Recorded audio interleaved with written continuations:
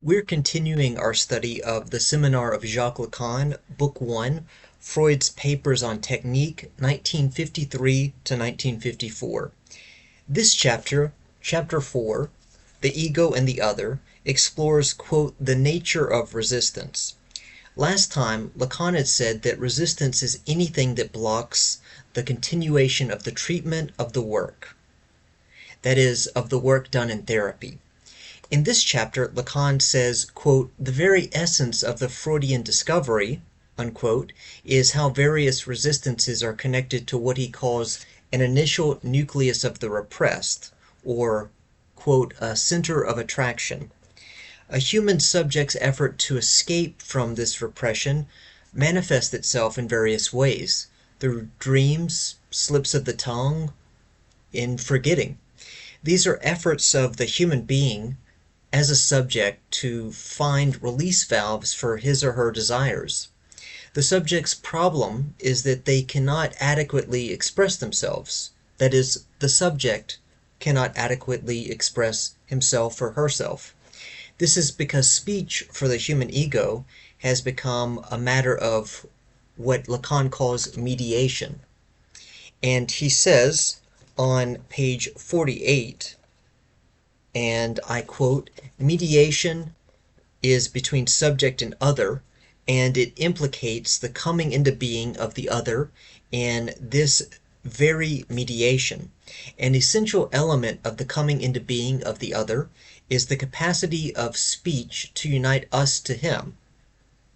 What Lacan is after here is that in the course of a patient's suffering, he or she has learned to relate to other people as some big other, as some authority figure or set of authority figures that has all the answers.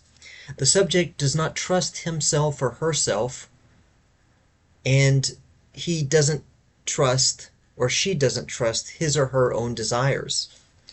Lacan says on page 48, what we are searching for in the analytic experience is for the moment when the unconscious is not expressed so much as revealed. A lot of the initial work is getting the patient to see that the dreams and slips of the tongue, moments of forgetting, and so on, are opportunities to express what the patient feels cannot be expressed in ordinary speech. Eventually, the goal will be for the patient to give full and genuine voice to his or her desires through this full speech, a speech and way of desiring that's not dependent on some abstract other's expectations of the patient. We come back to the question about the nature of resistance.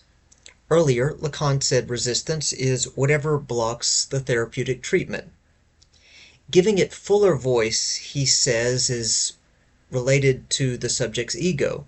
The very essence of the ego is that, he says on page 50, it is, quote, constituted in relation to the other. It is its correlative.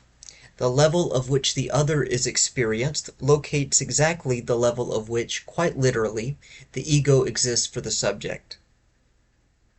The ego exists for the human subject to the extent that it wants to relate through speech to some idea of some big abstract other.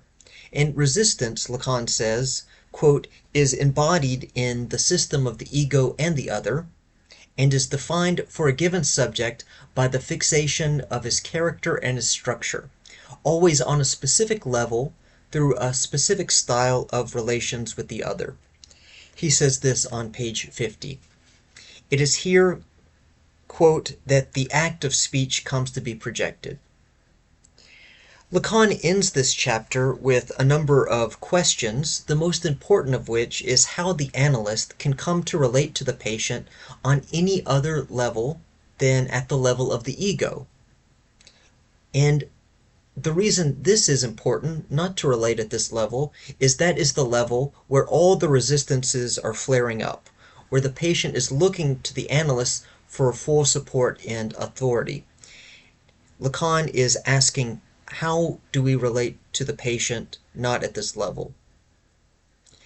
And another question, if the ego is the problem and does not represent the full personality of the subject, Who is it, quote, beyond the ego who seeks recognition, as he says on page 51? Hopefully this will be a question we can address with some sort of answer as we continue. Thank you for listening.